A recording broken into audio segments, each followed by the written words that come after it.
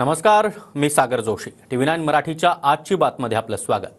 आणि बुलेटिनच्या सुरुवातीलाच बातमी आहे देवेंद्र फडणवीस यांनी मनसे संदर्भात दिलेल्या एका सूचक संकेताची. पालिका निवडणुकीमध्ये राज ठाकरेंना सोबत घेण्याचे फडणवीसांनी संकेत दिलेत. पालिका निवडणुकीमध्ये जिथं शक्य तिथं राज ठाकरेंना सोबत घेऊ असं देवेंद्र फडणवीस यांनी म्हटलंय. 3 पक्ष एकत्र लढताना मनसेसाठी आमच्याकडे जागा नव्हती. ही वस्तुस्थिती समजून राज ठाकरे विरोधामध्ये लढल्याचं देखील देवेंद्र फडणवीस यांनी म्हटलंय.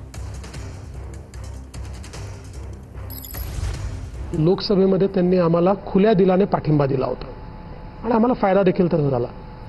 विधानसभेमध्ये आमचे हे लक्षात आलं की त्यांच्यासमोर प्रश्न आहे की त्यांचा पक्ष आहे महाराष्ट्रामध्ये आणि त्यांच्या लोकांनी जर निवडणुकाच लढल्या नाहीत तर तो पक्ष चालेल कसा.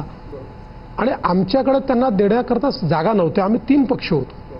ती वस्तुस्थिती समजून त्यांनी विरोधात लढण्याचा त्या ठिकाणी निर्णय केला. आणि मला असं वाटतं की त्यांचे आणि आमचे विचार हे मोठ्या प्रमाणात मेळ खातात. त्यामुळे सरकारसोबत त्यांना ठेवण्यात आम्हाला निश्चितपणे रस आहे, आम्हाला आनंद आहे.